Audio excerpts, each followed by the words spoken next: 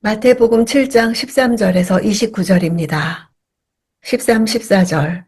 좁은 문으로 들어가라. 멸망으로 인도하는 문은 크고 그 길은 넓어. 그곳으로 들어가는 사람이 많다. 그러나 생명으로 인도하는 문은 좁고 그 길은 험해 그곳을 찾는 사람이 적다. 지금까지 예수의 말씀에 대해 두 가지 상반된 길을 말하므로 어떤 것이 그리스도의 제자로서 합당한 삶인지를 밝히고 있습니다. 산상수훈은 윤리적 금원을 모아놓은 것이 아닙니다. 문과 길이 나오는데 좁은 길을 걷는 것은 지속적으로 이루어져야 하는 일이지만 좁은 문으로 들어가라는 명령은 과거 명령형으로 단회적인 일입니다.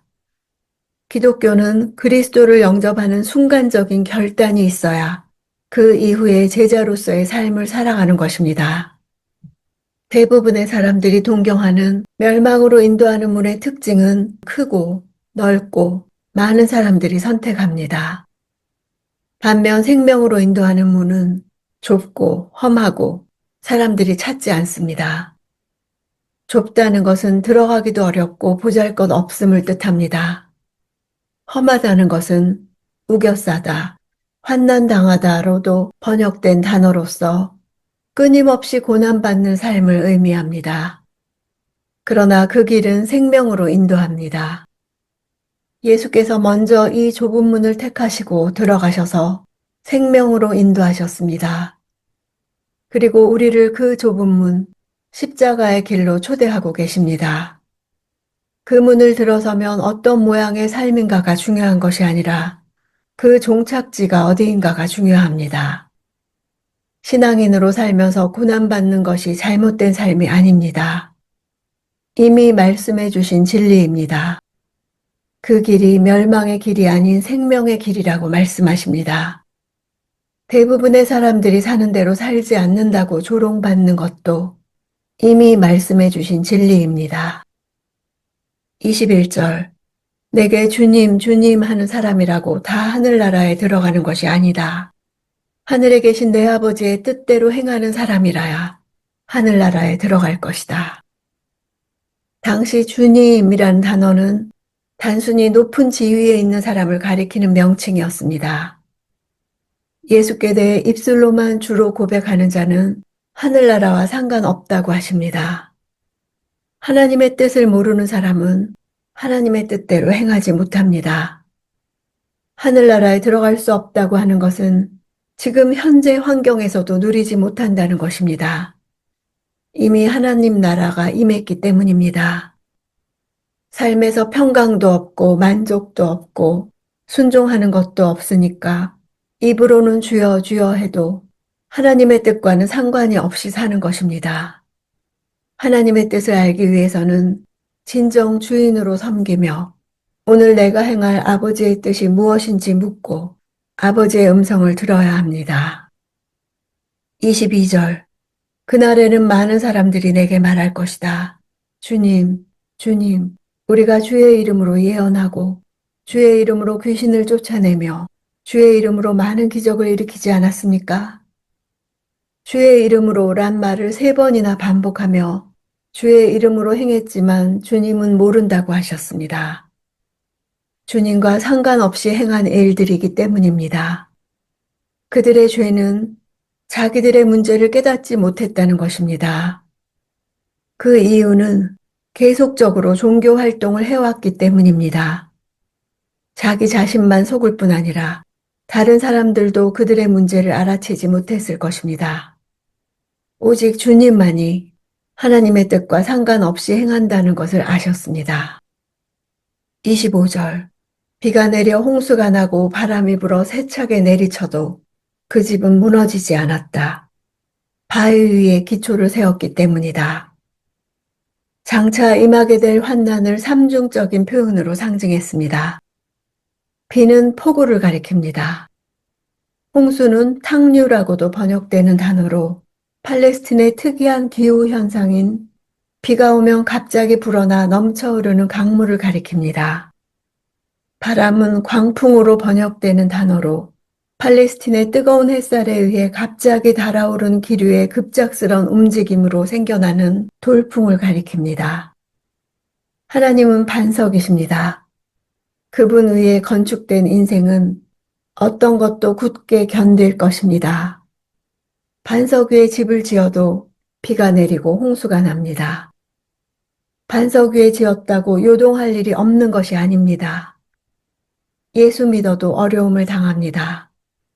그러나 말씀에 대한 순종으로 기초를 쌓은 사람은 어떤 일에도 무너지지 않습니다. 바위 위에 기초를 세웠다는 시제는 과거 완료로 어려움이 전혀 없는 과거에 이미 완료되었다는 뜻입니다. 평상시 말씀을 듣고 행하는 일의 중요성을 말하고 있습니다. 매일이 똑같은데 큐티를 해야 하는 것이 지루할 수도 있습니다.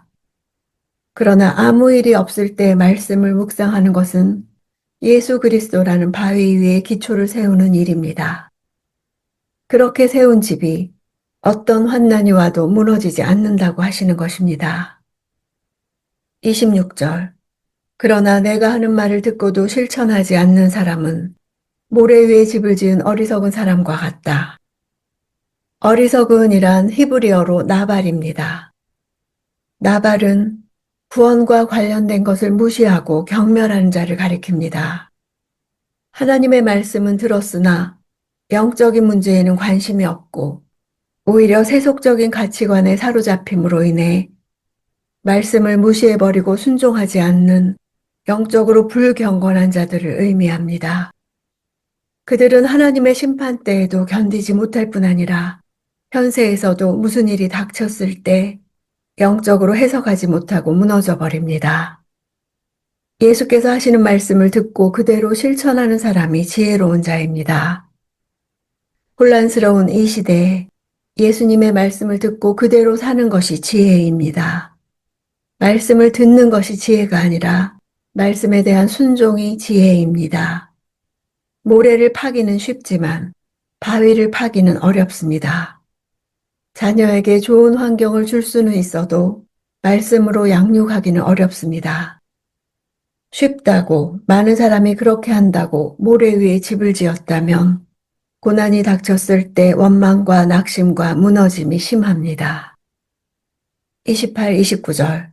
예수께서 이 말씀을 마치시니 사람들은 그 가르침에 놀랐습니다.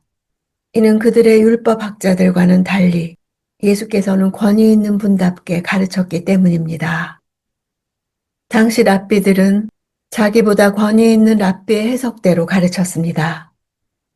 당시 서기관들도 주로 구약 성경과 전통에 의존해서 성경을 해석했습니다. 그들과 다르게 예수께서는 스스로의 신적 권위를 가지고 자유롭게 능력 있는 말씀을 선포하셨습니다. 말씀과 행동에 있어서 예수께서 신적 권세를 지녔다는 것이 마태복음의 중심 내용이며 이를 선명하게 보여주는 권위란 단어가 마태가 즐겨 사용하는 단어 가운데 하나입니다. 당시 종교 지도자들이 놀란 것은 예수님의 가르침의 내용 자체보다 예수님의 권위 때문이었습니다. 우리는 산상수훈의 끝에서 예수님의 권위 앞에 무릎 꿇고 내 삶에 대해 권위를 드려야 합니다. 죽을 만큼 힘든 고난의 사건이 올 때 아버지의 뜻과 상관없이 살았던 사람은 이 사건이 왜 오는지 해석이 되지 않습니다. 주여 주여 했어도 아버지의 뜻과 상관없이 내 열심, 내 의로 살았기 때문입니다. 진실로 예수님을 알고 하늘에 계신 아버지의 뜻을 행하는 사람은 삶에 열매가 있습니다.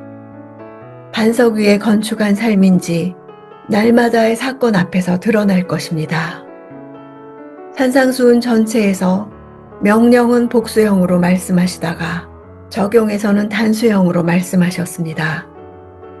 아무런 변화도 일으키지 못하는 말씀이 되지 않게 바로 나에게 적용하여 내게 하나님 나라와 그 의가 나타나기를 원하십니다.